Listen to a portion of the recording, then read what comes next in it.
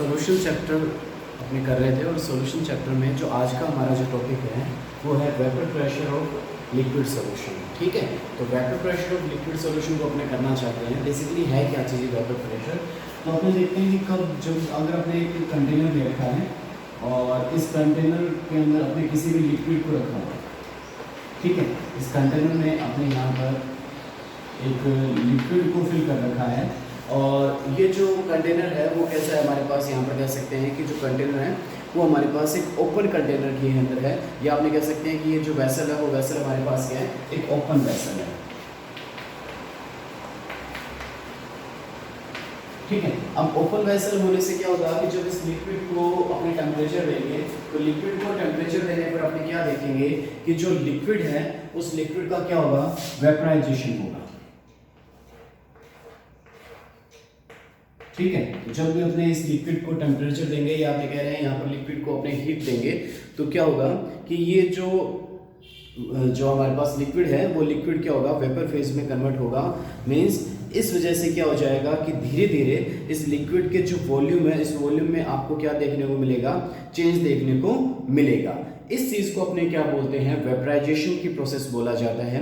ये जो वेपराइजेशन है वो हुआ क्यों इसके अंदर, तो अपने देखते हैं कि जो इस लिक्विड के जो सरफेस के जो मॉलिक्यूल है, ठीक है, ये सरफेस के जो मॉलिक्यूल है, जब आपने इसको टेम्परेचर दिया या आपने इसको हीट जब दी, ठीक है, तो हीट देने पर या टेम्परेचर देने पर क्या हुआ कि जो सरफेस के जो मॉलिक्यूल्स थे, इन सरफेस के मॉलिक्यूल की जो एनर्जी है वो एनर्जी क्या हो गई, इंक्रीज हो गई। और जैसे इनके अंदर एनर्जी इंक्रीज हुई तो इनके अंदर काइनेटिक एनर्जी की वैल्यू हाई हो गई और ये क्या हो गया, अपने सरफेस को छोड़कर ये जो हमारा जो स्पेस है उस स्पेस के अंदर क्या हो जाना स्टार्ट कर देंगे। ठीक है, तो अब अगर ये चीज अपने कहा कि इस प्रोसेस को तो अपने क्या नाम दे दिया, वेपराइजेशन नाम दे दिया।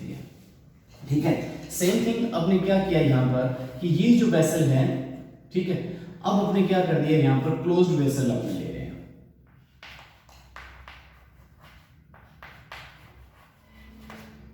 अब क्लोज्ड वेसल के अंदर इस लिक्विड को अगर अपने टेम्परेचर देते हैं, ठीक है, तो क्या होगा कि ये जो लिक्विड है इसके जो सरफेस के मॉलिक्यूल है इनकी एनर्जी इंक्रीज होगी और एनर्जी इंक्रीज होने से ये जो मॉलिक्यूल्स हैं वो मॉलिक्यूल्स क्या होंगे, अपने सरफेस को छोड़कर बाहर निकलना स्टार्ट कर देंगे। ठीक है, ये चीज होगी कि अपनी सरफेस को छोड़कर ये क्या होंगे, बाहर निकलेंगे। लेकिन अब जो वेसल है वो वेसल हमारे पास क्या है, क्लोज वेसल है। तो क्लोज वेसल होने के कारण से क्या होगा कि जो वेपराइजेशन की प्रोसेस हुई, लेकिन यहाँ पर उसको एक लिमिटेड स्पेस मिलेगा। यहाँ पर तो फुल स्पेस था, लेकिन यहाँ पर जो स्पेस हुआ वो कैसा हो गया, लिमिटेड स्पेस हो गया इसके अंदर। यहाँ पर स्पेस फुल था क्योंकि एनवायरनमेंट पूरा खुला था, तो लिमिटेड स्पेस होने की वजह से ये जो वेपर है वो वेपर और ज्यादा फैल नहीं सकेगी। तो वापस क्या होगी, ये जो वेसल है, ये जो अपने पास वेपर है वो वेपर क्या होगी, कंडेंस्ड होना स्टार्ट हो जाएगी। कंडेंस्ड क्यों होगी, क्योंकि अपने पास यहाँ पर कह रहे हैं कि इसको यहाँ पर जो लिमिटेड स्पेस मिल रहा है और लिमिटेड स्पेस मिलने से ये जो मॉलिक्यूल्स है, जो वेपर के जो मॉलिक्यूल्स हैं वो मॉलिक्यूल्स वापस इसकी सरफेस पर आना स्टार्ट हो जाएंगे। किसके, लिक्विड की सरफेस पर आना स्टार्ट हो गए। ठीक है, और लिक्विड की सरफेस पर आकर वो जो मॉलिक्यूल्स है वो क्या होना स्टार्ट हो जाते हैं, कंडेंस्ड होना स्टार्ट हो जाते हैं। तो इससे क्या होगा कि यहाँ पर अपने कह सकते हैं कि जो हमारे पास कुछ टाइम बाद में पहले वेपराइजेशन हो रहा था, लेकिन जैसे इसका स्पेस लिमिट हो गया तो वापस जो मॉलिक्यूल्स है वो इस लिक्विड की सरफेस पर आकर कंडेंस्ड होना स्टार्ट हो गए। तो मींस स्टार्टिंग में जो वेपराइजेशन का रेट है वो क्या हाई है, लेकिन जैसे जैसे जो टाइम बीतता जाएगा उसके साथ साथ कंडेंसेशन का जो रेट है वो भी क्या होता जाएगा, इंक्रीज होता जाएगा। तो कुछ टाइम अपने पास देखेंगे, कुछ टाइम बाद में यहाँ पर एक इक्विलिब्रियम की फॉर्मेशन हो जाती है। ठीक है, इक्विलिब्रियम किसके अंदर बनेगा, वेपराइजेशन और कंडेंसेशन में हमारे पास यहाँ पर क्या है, इक्विलिब्रियम की फॉर्मेशन हो जाएगी। और इस इक्विलिब्रियम जो बनेगा वो इक्विलिब्रियम कैसा होगा, हमारे पास यहाँ पर डायनामिक टाइप का जो इक्विलिब्रियम होगा। ठीक है, ये जो इक्विलिब्रियम बनेगा वो कैसा बनेगा, हमारे पास डायनामिक टाइप का हमारे पास इक्विलिब्रियम की फॉर्मेशन हो जाएगी।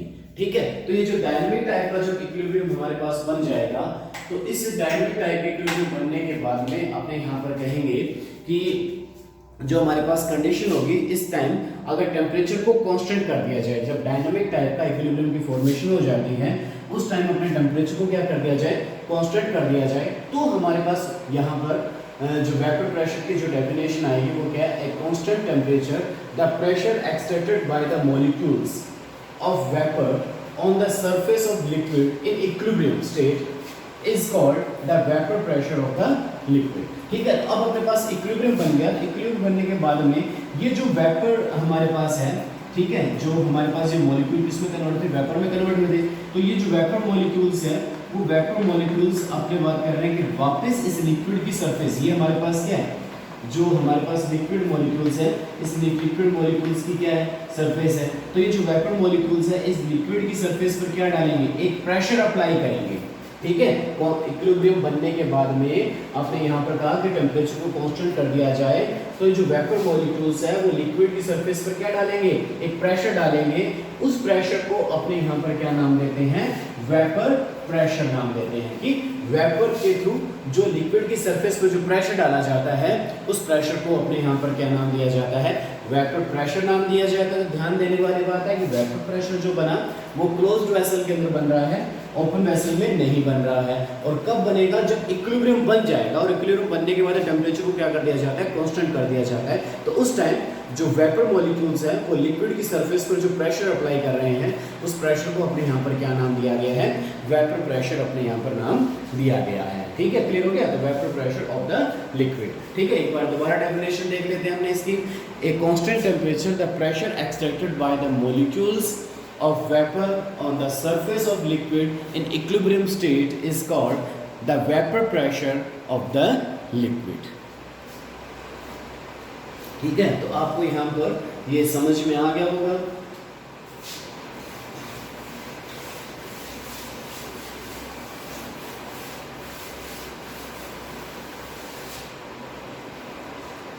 तो अब अगर अपने यहाँ पर बात करें कि अपने यहाँ पर जो ये वैसल ले रखी थी, ठीक है, इस वेसल के अंदर अपने यहाँ पर पहले जो सिर्फ ले रखा था, इसके अंदर जो चीज़ थी हमारे पास वो एक सिर्फ सॉल्वेंट था।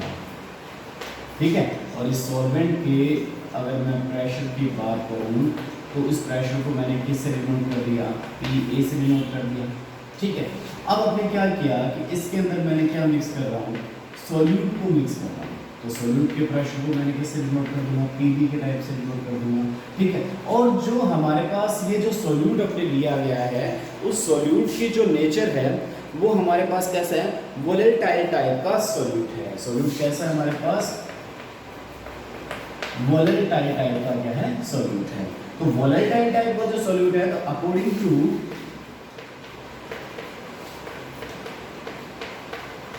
डाल्टन लॉ, ठीक है, तो डाल्टन जो गैसेस लॉ है उसके अकॉर्डिंग अपने देखें जो टोटल प्रेशर होगा सॉल्यूशन का वो क्या हो जाएगा, PA प्लस क्या हो जाएगा, PB के इक्वल हो जाएगा। क्योंकि अब अगर वैसे को क्लोज कर दिया जाए तो अब जब सरफेस पर जो मॉलिक्यूल्स हैं उस सरफेस पर जो मॉलिक्यूल्स क्या हो जाएंगे, दोनों के पार्टिसिपेट करेंगे, सॉल्यूट के पार्टिकल भी होंगे और किसके होंगे, हमारे पास सॉल्वेंट के पार्टिकल भी हो जाएंगे। तो यहाँ पर इसकी जो सरफेस पर जो प्रेशर डालेगा लिक्विड की वो उसके अंदर दोनों चीज जो पार्टिसिपेट करेगी, सॉल्यूट भी पार्टिसिपेट करेगा और कौन पार्टिसिपेट करेगा, हमारे पास सॉल्वेंट भी क्या करेगा, पार्टिसिपेट करेगा। ठीक है, तो ये हमारे पास यहाँ पर क्या हो जाता है कि जो टोटल प्रेशर है वो टोटल प्रेशर जो वेपर प्रेशर है, सॉल्यूशन का जो टोटल वेपर प्रेशर होता है वो सॉल्यूशन का जो टोटल वेपर प्रेशर है वो अगर हमारे पास सॉल्यूट वोलेटाइल नेचर का है तो हमारे पास क्या हो जाता है, PA प्लस B। अब अगर अपने इसमें एक चीज और करें कि if the solute is non volatile, अगर हमारे पास सॉल्यूट नॉन वोलेटाइल टाइप का होगा तो उसका जो वेपर प्रेशर हो जाएगा वो क्या हो जाएगा, 0 के इक्वल हो जाएगा। उस कंडीशन में अपना जो PS है वो PS किसके इक्वल हो जाता है, PA के इक्वल हो जाता है। ठीक है, जिसमें एक अपने कंडीशन बना दी। वो कंडीशन हमारे पास क्या है कि अगर जो सॉल्यूट है वो सॉल्यूट किस नेचर का है, नॉन वोलेटाइल टाइप के नेचर का है। तो नॉन वोलेटाइल टाइप के नेचर के होने की वजह से जो सॉल्यूट का जो वेपर प्रेशर है वो क्या हो जाएगा, 0 हो जाएगा। तो उस कंडीशन में जो सॉल्यूशन का जो वेपर प्रेशर है वो सॉल्यूशन का वेपर प्रेशर सॉल्वेंट के क्या हो जाता है, इक्वल आ जाता है। ठीक है, तो ये हमारे पास इसमें दो कंडीशनों का आपको यहाँ पर ध्यान रखना है। ठीक है,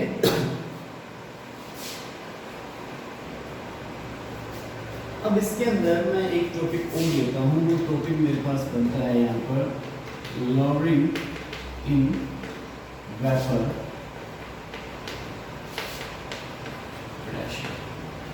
ठीक है। अब लोअरिंग इन वेपर प्रेशर क्या चीज़ है, आपने यहाँ पर कहा कि ये हमने एक वेसल ले रखा है, ठीक है, क्लोज वेसल है। इस क्लोज वेसल में ये हमारे पास जो सॉल्वेंट अपने इसके अंदर फिल कर रखा है, तो ये हमारे पास सॉल्वेंट है, ठीक है।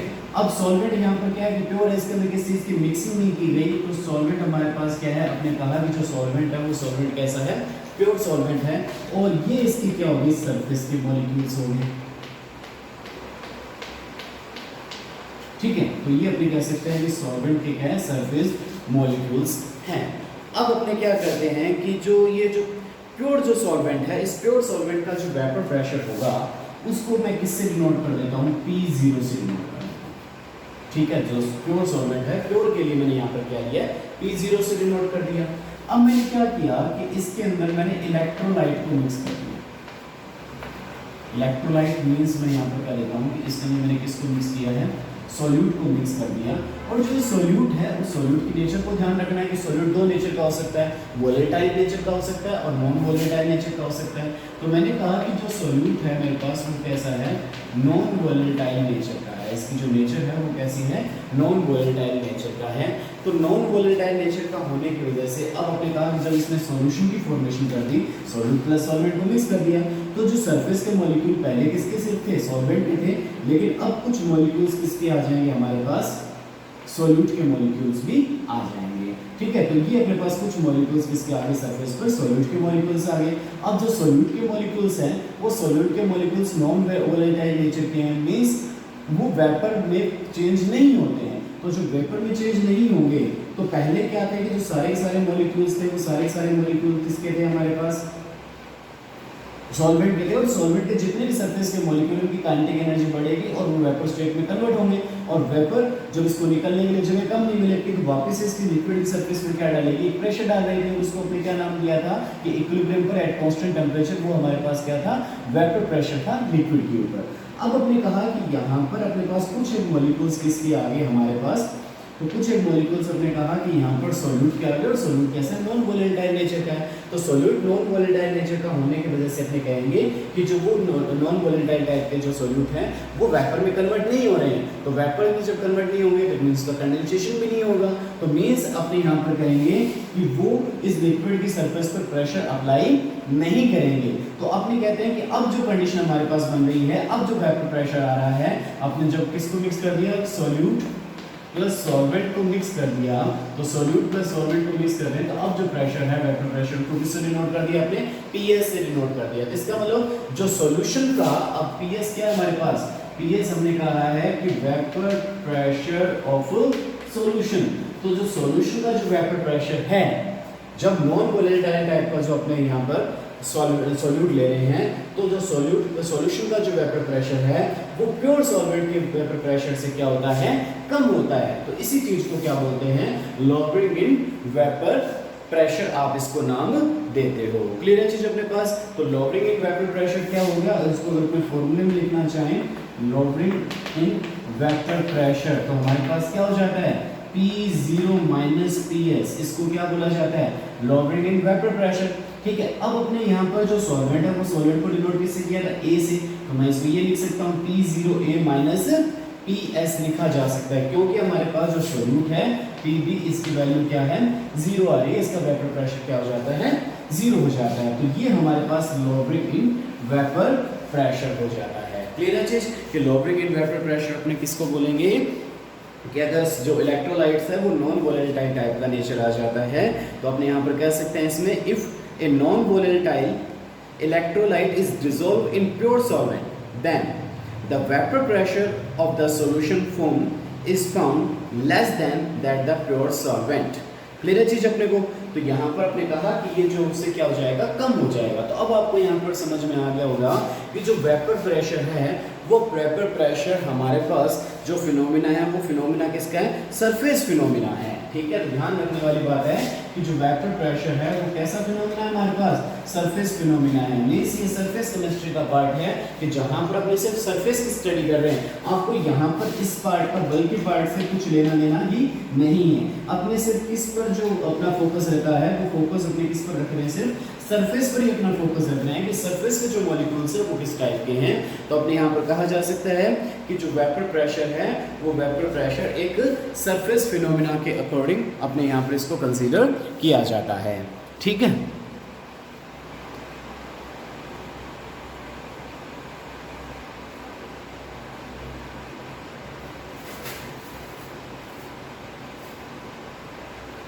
नेक्स्ट टॉपिक हमारे पास इसमें है वो है Raoult's law for volatile solute. यहाँ पर एक राउल्स लॉ की बात कर रहे हैं अपने, जैसे अपने हेनरी लॉ की बात की थी, तो हेनरी लॉ अपने किस पर एप्लीकेबल किया था, जब गैसेस सॉल्यूट को लिक्विड सॉल्वेंट के अंदर मिक्स किया गया था।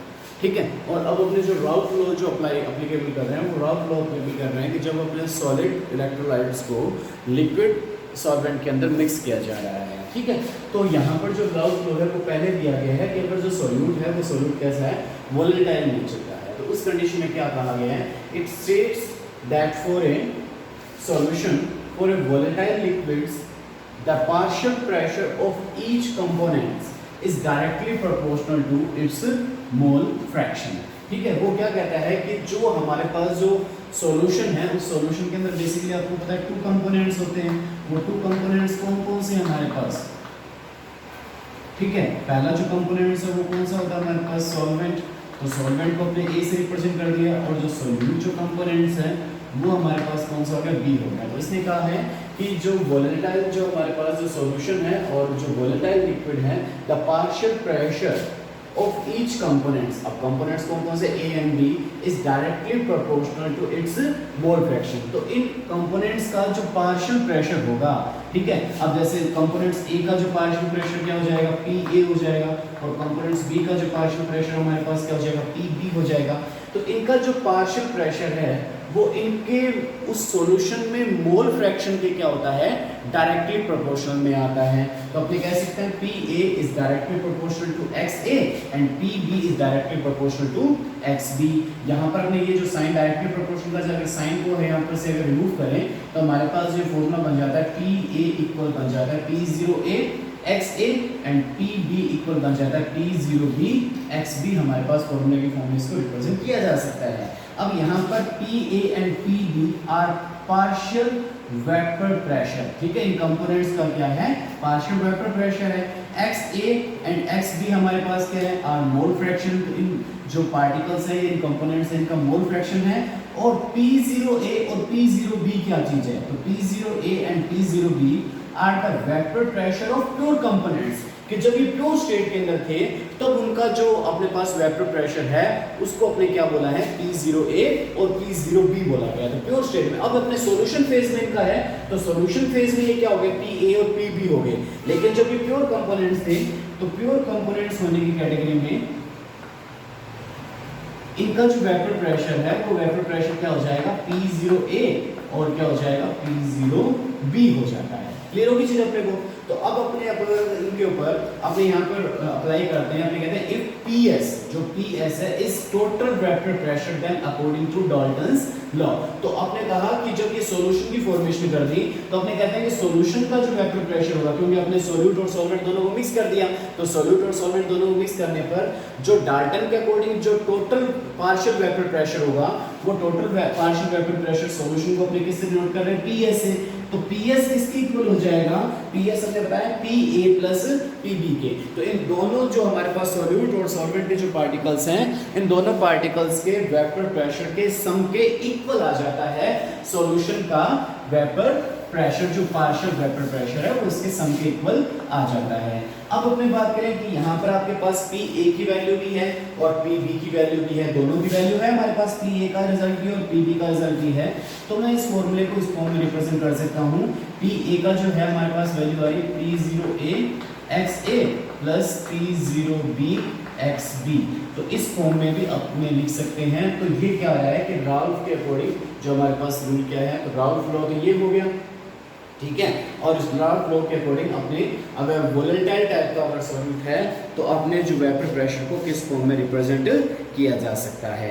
ठीक है, अब अपने यहाँ पर कहें कि अब अपने को जो पता है कि जो मोल फ्रैक्शन होता है XA plus XB, XA plus XB का जो टोटल होता है वो किसके इक्वल होता है, 1 के इक्वल होता है। तो अपने कहते हैं दो कंपोनेंट्स का जो मोल फ्रैक्शन है वो दो कंपोनेंट्स का जो मोल फ्रैक्शन होता है वो कितना हो जाता है हमारे पास, XA प्लस XB का जो रिजल्ट आता है वो कितना आ जाता है, 1 आ जाता है। और यहाँ से मैं XA की वैल्यू अगर फाइंड करना चाहूँ तो XA कितना आ सकता है मेरे पास, 1 माइनस क्या आ सकता है, XB आ सकता है। तो ये जो XA का जो रिजल्ट है वो XA का रिजल्ट अपने यहाँ पर अगर पुट करें तो हमारे पास क्या आ जाएगा, PS P0A 1 minus XB plus P0B XB की फॉर्म में इस फॉर्मूले को अपने रिप्रेजेंट किया जा सकता है। क्लियर होगी चीज अपने को यहाँ पर।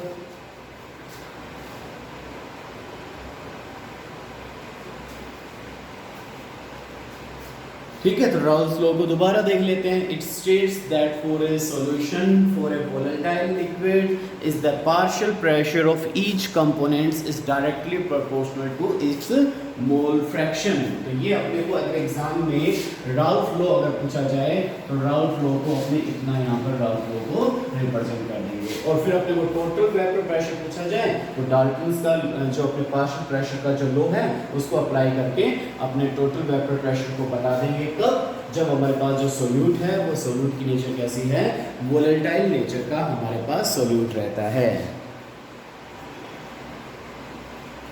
अब मैं जो अपने पास अभी जो अपने इसके ऊपर जो फॉर्मूला किया था वो अपने कहा था कि वेपर प्रेशर अपने लिक्विड सॉल्यूशन के लिए अपने यहाँ पर अप्लाई कर रहे थे। तो लिक्विड सॉल्यूशन या सॉलिड लिक्विड सॉल्यूशन की अपने यहाँ पर बात की थी।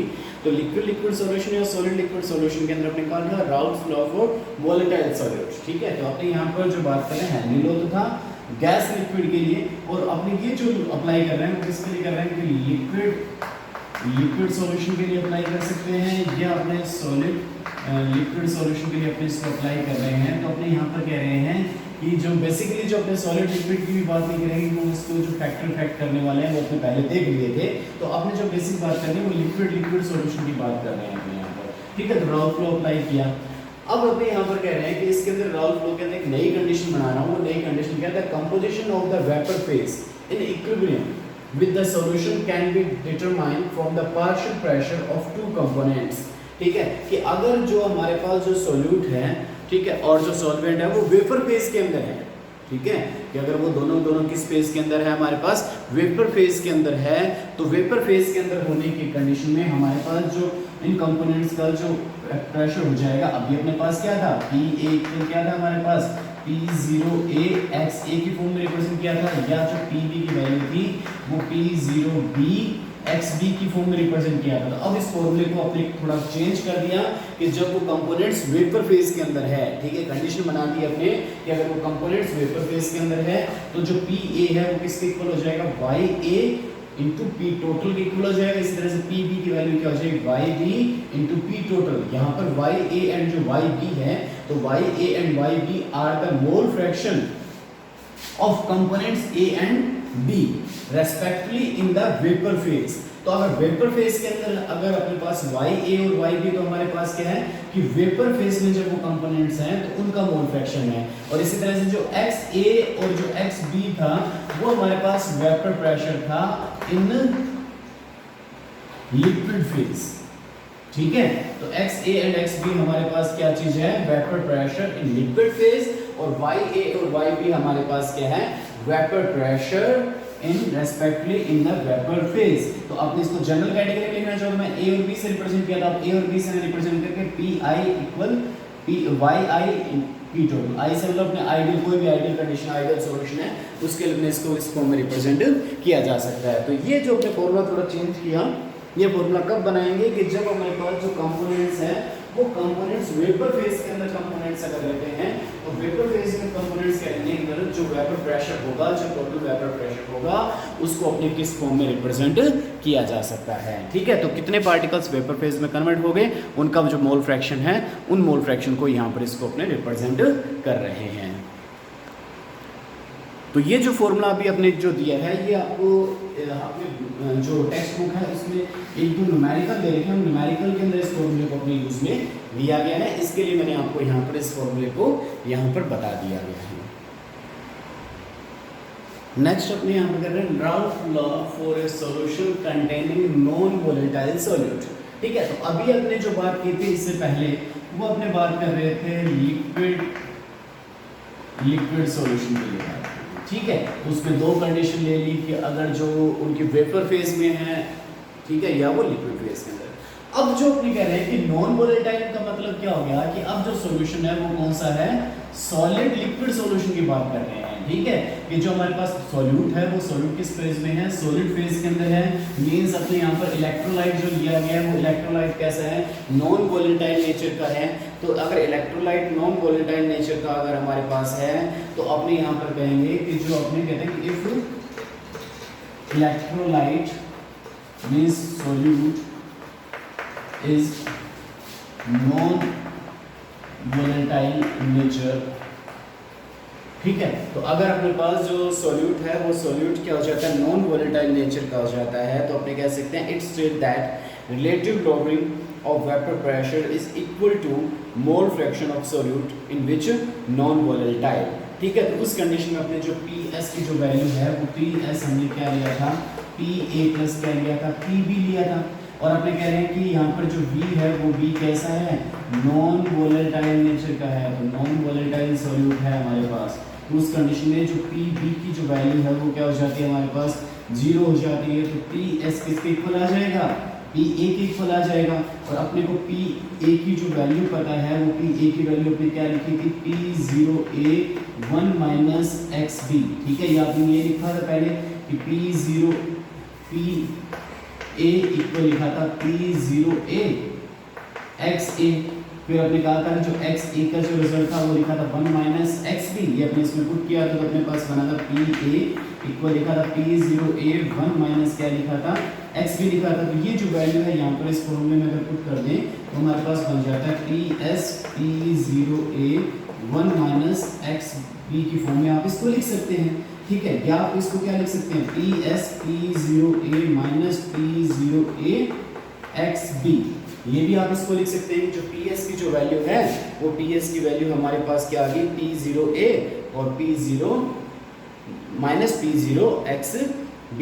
ठीक है, तो अब आप इसको थोड़ा सा अगर चेंज करते हैं तो इसको चेंज आप कैसे कर सकते हैं, आप इसको लिख सकते हैं कि आपने जो लॉवरिंग ऑफ जो वेपर प्रेशर था आपने कहा है कि जो P0A XB की जो वैल्यू है वो किसके इक्वल हो जाएगी, P0A माइनस PS की क्या हो जाएगी, इक्वल आ जाएगी। ठीक है, तो ये जो कंडीशन हमने बनाई है वो अपने अभी इसी में यही कहा है, it state that the relative lowering of vapour pressure is equal to the mole fraction of solute in which non volatile. ठीक है, तो ये जो अपने कंडीशन बनाई है कौन सी, P0A माइनस PS। तो P0A माइनस PS को अपने क्या बोला था, लॉवरिंग इन वेपर प्रेशर। तो P0A माइनस PS को अपने क्या बोला है, लॉवरिंग इन वेपर प्रेशर। अब अपने यहाँ पर जो वर्ड है इसको थोड़ा सा, इस फॉर्मूले को अगर मैं चेंज करता हूँ तो इस फॉर्मूले को मैं चेंज करके इस फॉर्मूले भी यहाँ पर रिप्रेजेंट कर सकता हूँ। वो हमारे पास क्या बन सकता है, अपने यहाँ पर कह सकते हैं P0A minus PS upon P0A equal किसके आ जाता है, XB के इक्वल आ जाएगा। इस फॉर्मूले को अपने चेंज करके इस फॉर्मूले में रिप्रेजेंट किया जा सकता है। तो यहाँ पर अपने पास जो आ रहा है, अभी अपने कहा कि जो relative lowering of vapour pressure है वो किसके इक्वल होती है, मोल फ्रैक्शन ऑफ सॉल्यूट। तो अपने ये जो चीज हमारे पास बन रही है, ये जो चीज है इसको अपने क्या बोला है, relative lowering in vapour pressure. ठीक है, तो relative lowering in vapour pressure, देखिए दो चीजें आ गई हमारे पास, P0A माइनस PS क्या है, लॉवरिंग इन वेपर प्रेशर, और P0A minus PS upon P0 क्या है, relative lowering in vapour pressure. तो अपने ये जो कहा कि जो रिलेटिव लॉवरिंग इन जो वेपर प्रेशर है वो किसके इक्वल है, relative lowering in vapour pressure किसके इक्वल है, XB के इक्वल है। और XB हमारे पास क्या है, मोल फ्रैक्शन ऑफ सॉल्यूट। तो ये किसके इक्वल हो गया, हमने कहा मोल फ्रैक्शन ऑफ सॉल्यूट के क्या है, इक्वल आ रहा है। ठीक है, तो आपने कहा कि जो relative lowering of vapour pressure है वो किसके इक्वल आ जाता है, तो relative lowering of vapour pressure हमारे पास इक्वल आ जाता है मोल फ्रैक्शन ऑफ सॉल्यूट के, क्या आ जाता है हमारे पास, इक्वल आ जाता है। ठीक है, समझ में आ गया आपको दोबारा। तो अपने इसको दोबारा रिपीट कर लेते हैं कि Ralph law for solution containing non volatile solute means solid liquid solution की बात कर रहा हूं मैं यहाँ पर। और आपने कहा कि जो इलेक्ट्रोलाइट है, सॉल्यूट है, वो सॉल्यूट यहाँ पर कैसा रहने वाला है, नॉन वोलेटाइल नेचर का रहने वाला है। तो अपने जो डाल्टन का पार्शियल प्रेशर का जो रूल है उसके अकॉर्डिंग जो टोटल प्रेशर होगा PS वो किसके इक्वल हो जाएगा, PA प्लस PB के इक्वल हो जाएगा। B हमारे पास यहाँ पर क्या है, नॉन वोलेटाइल सॉल्यूट है, मींस जो PD की वैल्यू क्या हो जाएगी 0, इट मींस PS किसके इक्वल हो जाएगा, PA के। अब PA की जो वैल्यू है वो PA की वैल्यू हमारे पास ये होती है, इसको अपने इस फॉर्म में कन्वर्ट करके ये लिखा जा सकता है अपने पास। ठीक है, ये पहले अपने देख चुके हैं। तो अपने PA की वैल्यू यहाँ पुट कर दी। ठीक है, और इसको मैंने थोड़ा बहुत चेंज किया। इसमें जो P0A माइनस जो PS है इसको अपने क्या बोला गया, lowering in vapour pressure means जो प्योर सॉल्वेंट का जो वेपर प्रेशर है वो हाई होता है किससे, सॉल्यूशन के वेपर प्रेशर से। कब, जब नॉन वोलेटाइल टाइप का सॉल्यूट लिया जाता है। तो इसी चीज को क्या बोला जाता है, लॉवरिंग इन वेपर प्रेशर। ठीक है, इस फॉर्मूले में मैंने चेंज किया, इसको बना दिया P0A minus PS upon P0A equal किसके आ गया, XB के। तो अपने यहाँ पर ये कहा जा सकता है, इस पूरे फिनोमिना को अपने क्या नाम दिया है, P0A minus PS upon P0A को क्या कहा, relative lowering in vapour pressure. और relative lowering in vapour pressure हमेशा किसके इक्वल होता है, मोल फ्रैक्शन ऑफ सॉल्यूट के क्या हो जाता है, हमारे पास इक्वल आ जाता है।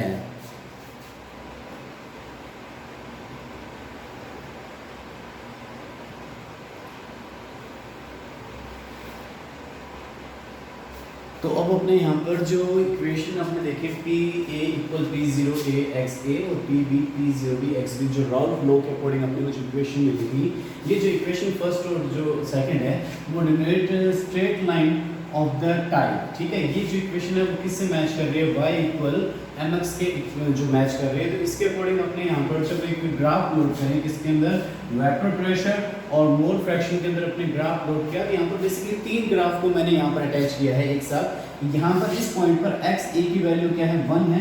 तो इस तरफ जब जाता जाएगा ये, तो XB की वैल्यू क्या हो जाएगी, 0। और यहाँ पर XB की वैल्यू 0 है, तो इस तरफ जाने पर हमारे पास XB की वैल्यू कितनी हो जाएगी, 1। अगर अपने पास XA अगर इंक्रीज होता है तो XB डिक्रीज होता है, और XB अगर इंक्रीज होता है तो XA की वैल्यू क्या हो जाती है, इंक्रीज। क्योंकि अपने को पता है कि जो XA प्लस जो XB है वो हमेशा कितना होता है, 1 होता है। ठीक है, और यहाँ पर वेपर प्रेशर लिया गया है। तो अपने जब इसके अंदर ग्राफ प्लॉट करें तो ये हमारे पास जो ग्राफ बनेगा, ये जो ग्राफ हमारे पास जो बन रहा है, ये ग्राफ किसका है, जो वेपर प्रेशर डायग्राम फॉर अपने आइडियल सॉल्यूशन के लिए अपने इसको बता सकते हैं। ये जो अपने पास वेपर प्रेशर डायग्राम अपने कह सकते हैं फॉर आइडियल सॉल्यूशन। ठीक है, तो आइडियल कंडीशन में अपने पास ये वेपर प्रेशर डायग्राम है जो किस किस के बीच में अपने लिया गया है, वेपर प्रेशर और मोल फ्रैक्शन के लिए अपने लिया गया है। तो एग्जाम में ये डायग्राम अपने से या जो ग्राफ है अपने से एग्जाम में वो डिस्कस कर सकता है।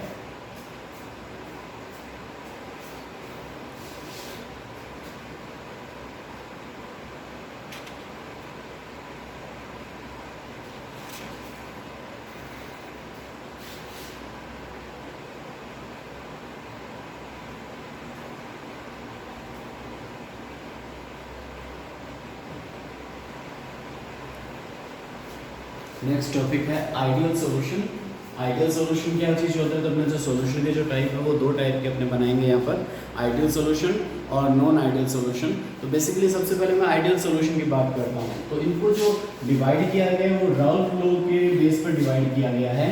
तो अपने कहते हैं all solution which follow Ralph law at all temperature and concentration. ठीक है, ऐसे सॉल्यूशन जो किसी भी कंसंट्रेशन या किसी भी टेम्परेचर पर राल्फ लॉ को फॉलो करते हैं, उन सॉल्यूशन को अपने यहाँ पर क्या नाम देते हैं, आइडियल सॉल्यूशन उनको कहा जाता है। तो किसी भी कंसंट्रेशन की बात करें, किसी भी टेम्परेचर पर जो सॉल्यूशन राल्फ लॉ लो को फॉलो करेंगे उन सॉल्यूशन को अपने क्या कहेंगे, आइडियल सॉल्यूशन कहेंगे। अब राउल्फ लो हमारे पास था क्या, तो अपने उसकी बात अगर दोबारा करें तो हमारे पास जो राउल्फ लो था वो ये था, क्या था हमारे पास, पी ए इक्वल था P0 AXA, और दूसरा आप कह सकते हैं कि अगर टू कंपोनेंट्स है पी बी इक्वल था P0 PXB।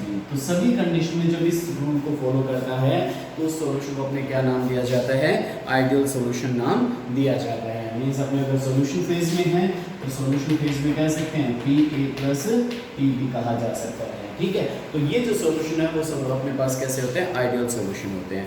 सेकंड चीज इसमें कहते हैं कि जो the total volume of solution on mixing A and B should be equal to the sum of volume of the two components, ठीक है। तो इसका मतलब अपने पास क्या है कि जो volume change should be zero.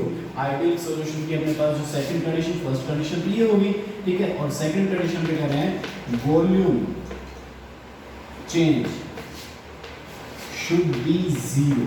जो वॉल्यूम में जो चेंज है वो चेंज जीरो होना चाहिए। तो डेल बी जो मिक्सिंग होगा वो मिक्सिंग किसके इक्वल होगा, जीरो के इक्वल होगा। कैसे, अपने कह रहे हैं कि हमारे पास जो ए कंपोनेंट्स है उसकी वैल्यू कितनी ले ली, अपनी 100 ml ले ली, और जो बी कंपोनेंट्स है वो कितना है, 20 ml है।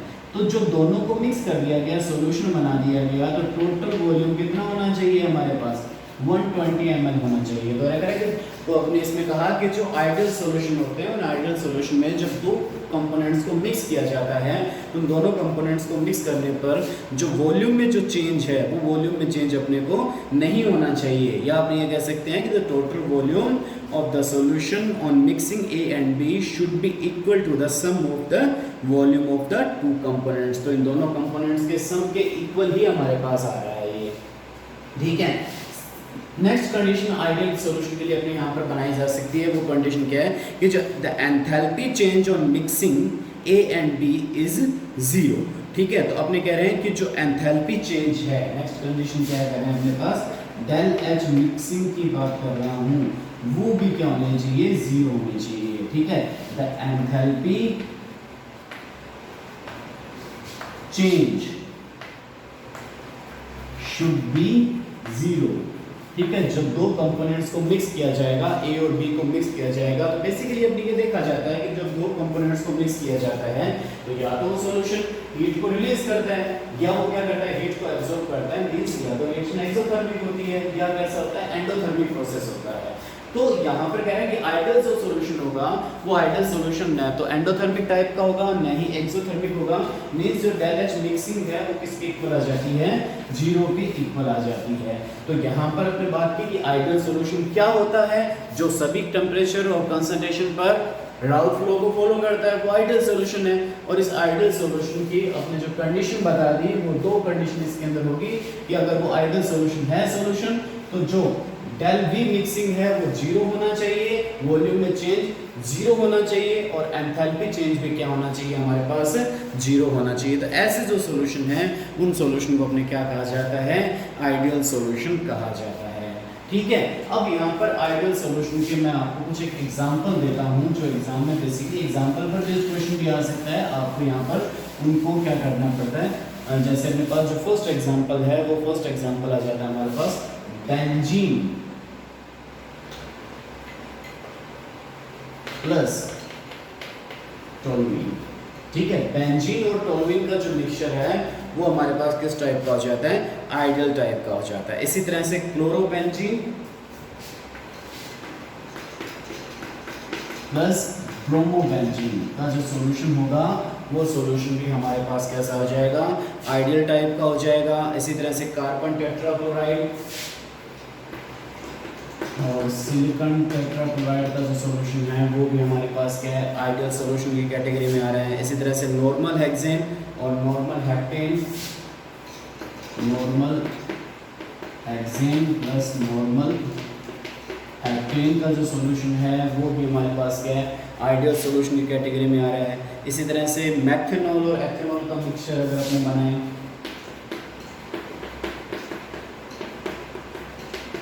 वो भी हमारे पास किस कैटेगरी में आएगा, आइडियल सॉल्यूशन की कैटेगरी में आ जाएगा। इसी तरह से एथिल क्लोराइड और एथिल ब्रोमाइड का जो सॉल्यूशन है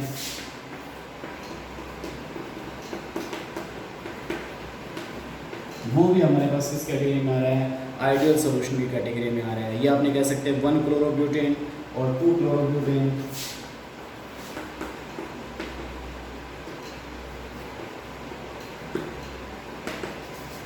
1 क्लोरोब्यूटेन और 1 ब्रोमोब्यूटेन।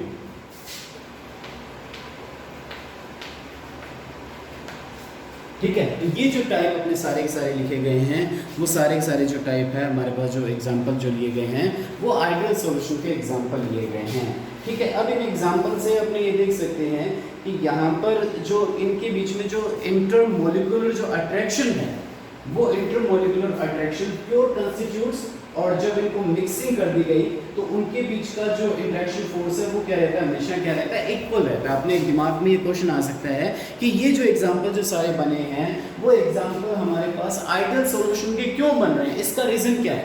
तो इसका रीजन हमारे पास रह रहा है इसका जो इंटरमोलिकुलर अट्रैक्शन होता है। इसका जो रीजन हमारे पास क्या है, इसके रीजन की बात करते हैं तो हमारे पास है इंटरमोलिकुलर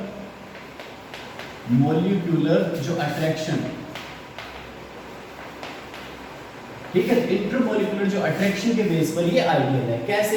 कि जब ये प्योर कंपोनेंट्स थे,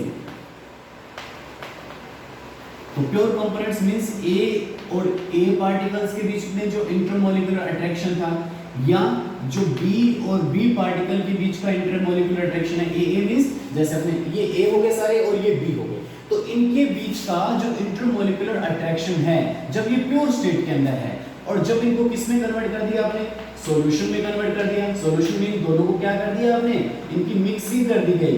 तो मिक्सिंग करने के बाद में ये किस में कन्वर्ट हो जाते हैं, ए बी में कन्वर्ट हो जाते हैं। तो कह रहा है कि जब ए पार्टिकल और बी पार्टिकल का जो बीच का जो इंटरमोलिकुलर अट्रैक्शन है वो इक्वल है, किसके, ए और बी के जो इंटरमोलिकुलर जो अट्रैक्शन है उसके क्या होता है, जब इक्वल होता है तो उस टाइप के सॉल्यूशन को क्या कहा जाता है, अपने आइडियल सॉल्यूशन कहा जाता है। क्लियर है चीज कि ये जो राउल्फ लॉ को क्यों फॉलो कर रहे हैं, वॉल्यूम चेंज मिक्सिंग जीरो क्यों हो रहा है, एंथैल्पी चेंज मिक्सिंग क्यों हो रहा है, इसको अपने किस बेस पर समझाएंगे, एक्सप्लेन करेंगे, इंटरमोलिकुलर अट्रैक्शन के बेस पर एक्सप्लेन करेंगे। अपने कहते हैं कि जो प्योर कंपोनेंट्स के बीच में जो इंटरेक्शन फोर्स है, ए और बी का इंटरेक्शन फोर्स है, जब इसको सॉल्यूशन फेज में कन्वर्ट कर दिया जाएगा तो ये क्या बन जाएगा, ए बी बन जाएगा। तो वो कहता है कि जो इनका जो इंटरेक्शन है वो सॉल्यूशन इंटरेक्शन के क्या होता है, इक्वल होता है। प्योर स्टेट का जो इंटरेक्शन है वो सॉल्यूशन या मिक्सिंग फेज के इंटरेक्शन के क्या होता है, इक्वल होता है। तो वो सॉल्यूशन क्या होता है, हमारे पास आइडियल सॉल्यूशन की कैटेगरी में आता है। तो एग्जाम में अगर आपसे इस टाइप से अगर क्वेश्चन पूछ लिया जाता है, आपसे ये कह देते हैं what are the necessary condition for an ideal solution. तो नेसेसरी कंडीशन क्या है आइडियल सॉल्यूशन की? फर्स्ट नेसेसरी कंडीशन क्या है कि सभी टेम्परेचर और कंसंट्रेशन पर ये राउल्फ लॉ को फॉलो करता है, ये नेसेसरी कंडीशन हो गई। सेकंड कहा कि जो डेल वी मिक्सिंग है वो जीरो होता है।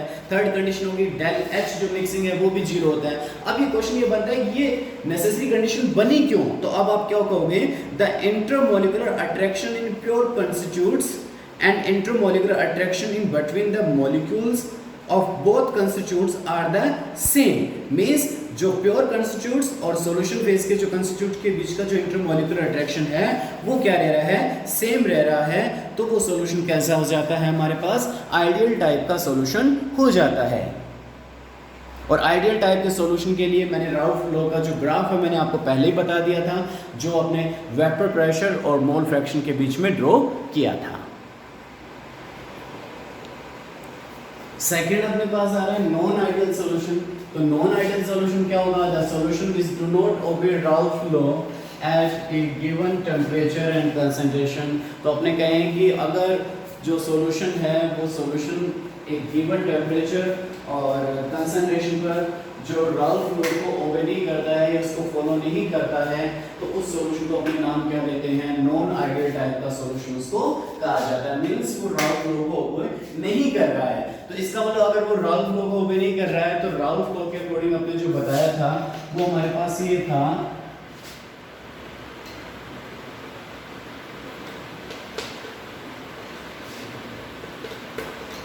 तो राउल्फ लॉ क्या था, अपने पास बताया था कि पी ए इक्वल किसके था, P0A XA और सेकंड आपने बताया था कि जो पी बी है वो इक्वल था P zero B X B के क्या था इक्वल था। इट मीन्स वो यहाँ पर कह रहा है कि वो ओबे नहीं कर रहा है, उसको फॉलो नहीं कर रहा है, तो ये इसके इक्वल यहाँ पर नहीं होगा।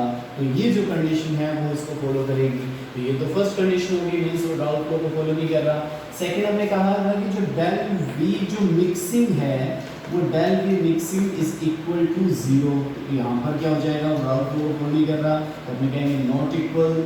थर्ड अपने कहा कि जो डेल एच मिक्सिंग है वो डेल एच मिक्सिंग क्या होती है इक्वल जीरो, लेकिन यहाँ पर नॉन आइडियल सॉल्यूशन में वो क्या हो जाएगा नॉट इक्वल की कंडीशन में आ जाएगी। मीन्स जो रिएक्शन होगी वो रिएक्शन क्या होती है, या तो एक्सोथर्मिक टाइप की होगी या वो कैसी होगी हमारे पास एंडोथर्मिक टाइप की रिएक्शन हो जाएगी। इसका जो रीजन बना वो उसका रीजन हमारे पास क्या बन रहा है, तो इसके रीजन को अपने यहाँ पर किसके बेस पे समझा रहे हैं, इंटरमॉलिक्यूलर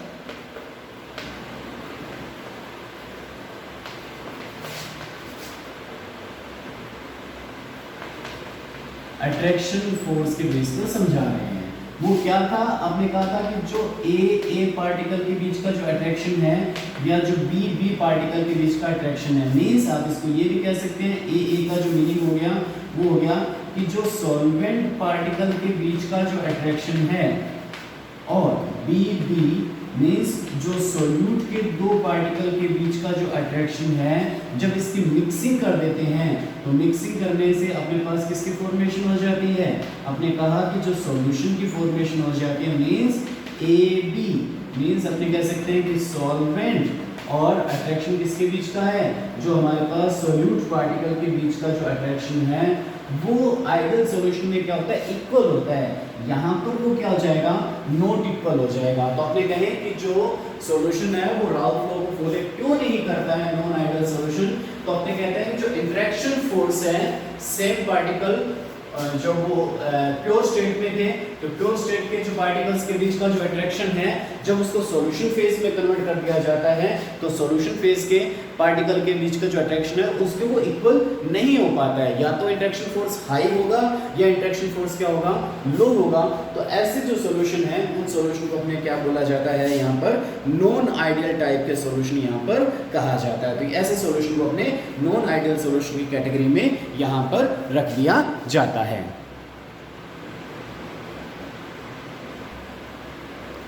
तो आपने यहाँ पे बताया कि जो नॉन आइडियल टाइप का जो सॉल्यूशन था उस नॉन आइडियल टाइप के सॉल्यूशन के आपने यहाँ पर दो टाइप बता दिए, क्या कौन से, the solution which show a positive deviation और second the solution which show a negative deviation. ठीक है, तो जो राउथ लॉ से पॉजिटिव और नेगेटिव डेविएशन शो करेंगे तो दो टाइप के यहाँ पर बनाए, ये मैं यहाँ पर पॉजिटिव डेविएशन को शो कर रहा हूँ और यहाँ पर मैं नेगेटिव डेविएशन को शो कर रहा हूँ। अपने पास पॉजिटिव डेविएशन का मतलब क्या होगा, आपने ये कहा था कि जो पी ए वो इक्वल था किसके P0A XA के, और हमने कहा था कि जो PB जो इक्वल था वो P0B और XB के इक्वल था अगर वो आइडियल सॉल्यूशन था। नॉन आइडियल में कहा ये इक्वल नहीं है, तो अब इक्वल नहीं है तो क्या होगा, यहाँ पर भी ये कंडीशन होगी कि जो PA है वो इक्वल नहीं है किसके P0A और XA के, और जो PB है वो भी इक्वल नहीं है किसके P0B XB के इक्वल नहीं है। तो अब इक्वल नहीं है तो क्या होगा, यहाँ पर अपने कह सकते हैं कि जो PA is greater than P0A XA and PB is greater than P0B XB, और यहाँ पर नेगेटिव डेविएशन में कहा जा सकता है PA is less than P0A XA and PB is less than P0B XB। तो ये जो पॉजिटिव और नेगेटिव डेविएशन की जो राउथ लॉ के अकॉर्डिंग जो कंडीशन बनती है वो कंडीशन बता दी अपने। सेकंड कंडीशन हमने कहा कि जो पॉजिटिव डेविएशन है तो जो हमने कहा कि जो हमारे पास जो वॉल्यूम है जो मिक्सिंग जो वॉल्यूम आ रहा है, ठीक है, सेकंड कंडीशन में कही कि जो डेल वी जो मिक्सिंग है, डेल वी जो मिक्सिंग वो क्या होना चाहिए इक्वल होना चाहिए आइडियल में, नॉन आइडियल में कहा वो इक्वल नहीं है, तो इसका मतलब यहाँ पर क्या हो जाएगा ग्रेटर देन अपने जीरो। मीन्स अपने जो वॉल्यूम है वो वॉल्यूम अगर अपने बात करें तो वो हमारे पास जो पॉजिटिव डेविएशन की बात की जा रही है तो पॉजिटिव डेविएशन में जो वॉल्यूम है वो हमारे पास पॉजिटिव टाइप का होकर आ रहा है। मीन्स जो मिक्सिंग वॉल्यूम है वो इंक्रीज हो रहा है, मिक्सिंग वॉल्यूम क्या हो रहा है हमारे पास इंक्रीज हो रहा है। और थर्ड जो कंडीशन थी आपने कहा था कि जो डेल एच जो मिक्सिंग है, जो डेल एच मिक्सिंग वो आइडियल में जीरो के इक्वल थी, नॉन आइडियल में इक्वल नहीं थी। अब इक्वल नहीं इट मींस क्या हो जाएगी वो ग्रेटर देन जीरो हो जाएगी। मीन्स अपने यहाँ पर कह सकते हैं कि जो हमारे पास जो एंथैल्पी चेंज है वो एंथैल्पी चेंज आपके पास कैसा देखने को मिल रहा है, आपको पॉजिटिव टाइप का देखने को मिलेगा। पॉजिटिव डेविएशन में सब कुछ पॉजिटिव आ रहा है, वॉल्यूम भी पॉजिटिव आ रहा है, मींस इंक्रीज हो रहा है। सॉल्यूट और सॉल्वेंट को मिक्स कर रहे हैं, वही एग्जांपल 100+20 की बात करें तो वो कितना आना, तो वही एग्जांपल जो 100+20 की बात करें तो 100+20 का मतलब क्या हो गया कि जो वॉल्यूम है वो 100+20 120 ml आना चाहिए आइडियल में। तो अब नॉन आइडियल में 120 नहीं आएगा, या 120 से हाई आएगा, या 120 से क्या आएगा, लो आएगा। तो पॉजिटिव डेविएशन में कह रहे हैं कि जो डेल वी मिक्सिंग है वो पॉजिटिव टाइप का है, मींस जो वॉल्यूम है 120 से क्या आएगा, हाई आएगा, 120 से ज्यादा मिलेगा। ठीक है। सेकंड थिंग, जो एंथैल्पी चेंज है, आपने कहा था आइडियल सॉल्यूशन में जो एंथैल्पी चेंज है वो जीरो होती है, ना तो वो एक्सोथर्मिक होती है ना एंडोथर्मिक होती है। यहाँ पर एंथैल्पी चेंज पॉजिटिव आ रही है, मींस जो पॉजिटिव डेविएशन है वो एंडोथर्मिक रिएक्शन का या एंडोथर्मिक प्रोसेस को शो करता है। ठीक है। नेक्स्ट अपने इसमें कहें कि जो इंटरेक्शन फोर्स की बात करते हैं वो एक बार बाद में देखते हैं। अपने यहाँ पर नेगेटिव डेविएशन में आपने पहले राउथ लॉ के अकॉर्डिंग बात कर ली, सेकंड बात कर रहे हैं यहाँ पर, ये तो फर्स्ट कंडीशन। सेकंड कंडीशन हमने कहा कि जो डेल वी जो मिक्सिंग है, जो del V mixing is less than zero, means जो वॉल्यूम है सॉल्यूशन का, जो वॉल्यूम है प्योर कंपोनेंट्स के टोटल वॉल्यूम से क्या मिलेगा, कम मिलेगा। मतलब 120 से वॉल्यूम आपको कम मिलेगा। एक एग्जांपल के थ्रू आपने समझ रहे हैं। थर्ड जो कंडीशन थी कि जो डेल एच जो मिक्सिंग की जो कंडीशन आती है वो del H mixing less than zero, means जो डेल एच में जो चेंज आ रहा है, जो मिक्सिंग के बाद जो चेंज आ रहा है वो कैसा आ रहा है, नेगेटिव टाइप का आ रहा है। मींस जो प्रोसेस हो रहा है वो प्रोसेस हमारे पास कैसा हो रहा है, एक्सोथर्मिक टाइप का प्रोसेस हो रहा है। मींस यहाँ पर आपके पास एंथैल्पी चेंज कैसी आएगी, नेगेटिव टाइप की आएगी, मींस एक्सोथर्मिक टाइप का प्रोसेस आपको देखने को मिलेगा। तो अपने जो आइडियल सॉल्यूशन के जो ग्राफ थे वो ये थे, डॉटेड लाइन से शो किए गए हैं। तो पॉजिटिव डेविएशन में आइडियल से अपने पास सब कुछ पॉजिटिव आ रहा है, तो ग्राफ भी पहले से क्या आएगा, पॉजिटिव टाइप का देखने को मिलेगा। और नॉन आइडियल में अपने यहाँ पर नॉन आइडियल का जो नेगेटिव डेविएशन था उसमें आइडियल में डॉटेड लाइन थी, तो नॉन आइडियल का जो नेगेटिव डेविएशन है उसमें सब कुछ चीजें क्या हो रही है, कम हो रही है। इनमें जो ग्राफ है वो पहले से कंपेयर करें तो आपको क्या होगा, कम होता हुआ दिखाई दे रहा है। तो ये पॉजिटिव डेविएशन का ग्राफ और ये नेगेटिव डेविएशन का ग्राफ। तो इसमें मतलब जो पीएस अपने पहले बताया था वो इक्वल किसके था, P0A और X जो पी ए और पी बी के क्या था, इक्वल था। लेकिन यहाँ पर इक्वल नहीं हो रहा, तो इक्वल नहीं हो रहा तो तुम्हें क्या आ रहा है अपने पास, तो P S less than P A plus P B, और यहाँ पर भी कह सकते हैं पी एस क्या है, P greater than P A plus P B. तो ये सेम कंडीशन दोनों के लिए भी आ जाएगी, ये और ये ग्राफ के लिए भी अपने पास। तो ये हमारे पास आइडियल सॉल्यूशन के जो नॉन आइडियल सॉल्यूशन है, उस नॉन आइडियल सॉल्यूशन के जो दो टाइप्स थे उनकी अपने बात कर रहे हैं कि वो दो टाइप्स कैसे बनते हैं और उनके लिए ग्राफ, उनके लिए कंडीशन।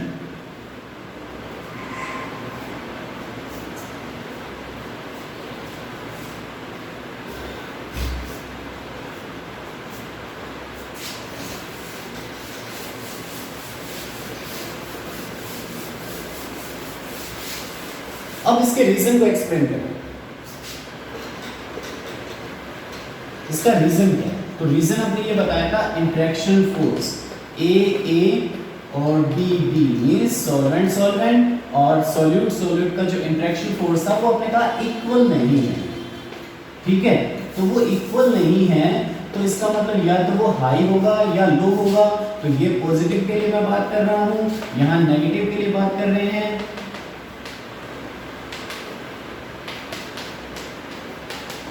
तो अब मेरे यहाँ पर कह रहे हैं कि ये जो इंटरेक्शन है वो ये क्या है अपने पास, ग्रेटर देन है, और यहाँ पर क्या है, लेस देन की फॉर्म में आ रहा है। तो इसका मतलब इंटरेक्शन हमारे पास पहले से कंपेयर करें तो कम हो रहा है, और यहाँ पर पहले ज्यादा था और बाद में क्या हो गया, कम हो गया। ये इसका रीजन रहता है कि वो क्यों पॉजिटिव डेविएशन शो करता है और क्यों वो नेगेटिव टाइप का डेविएशन शो करता है।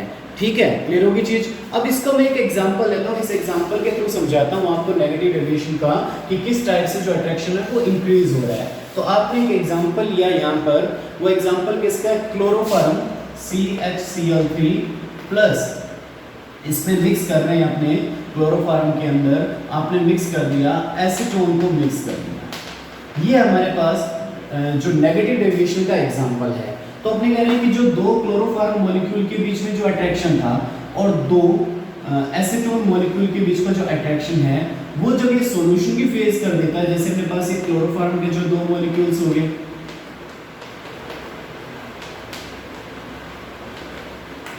ठीक है, और ये हमारे पास एसीटोन के 2 मॉलिक्यूल्स हैं।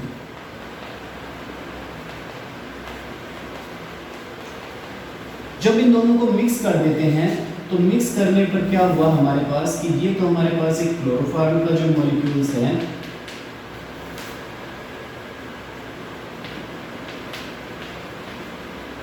और ये हमारे पास एक एसीटोन का मॉलिक्यूल है। तो एसीटोन में CO बॉन्ड पाई बॉन्ड है, पोलर नेचर का है, तो पोलर नेचर होने की वजह से ऑक्सीजन की इलेक्ट्रोनेगेटिविटी हाई है, जिस वजह से इस पर पार्शियल नेगेटिव और यहाँ पर पार्शियल क्या हो जाता है, पॉजिटिव चार्ज हो जाता है। मींस ये जो कंपाउंड है वो कैसा है हमारे पास, पोलर नेचर का है, और ये भी हमारे पास कैसा है, पोलर नेचर का है। तो अब क्या हुआ कि यहाँ पर ऑक्सीजन और हाइड्रोजन, जब हमने कहते हैं कि ऑक्सीजन और नाइट्रोजन और फ्लोरीन, जब जो highly electronegative elements covalent bond में जब दूसरे मॉलिक्यूल के हाइड्रोजन के टच में आते हैं तो उसके साथ किसकी बॉन्डिंग की फॉर्मेशन कर लेते हैं, यहाँ पर हाइड्रोजन बॉन्ड की फॉर्मेशन कर लेते हैं। तो आपने कहा कि जो पहले स्टेज में जो हमारे पास जो इंटरेक्शन था वो पोलर पोलर इंटरेक्शन था, और अब इसमें कौन सा बॉन्ड बन गया, हाइड्रोजन बॉन्ड बन गया।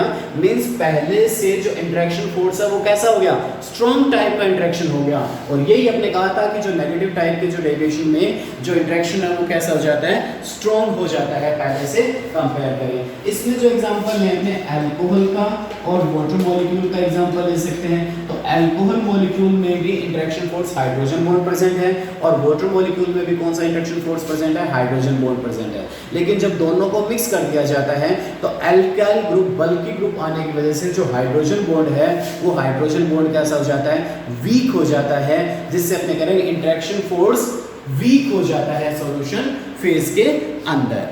ठीक है, तो ये अपने इसके कुछ एग्जाम्पल अपने पास इसको एक्सप्लेन किया किस तरह से ये हो रहा है। अब आपको मैं इसके कुछ एक एग्जाम्पल देता हूँ।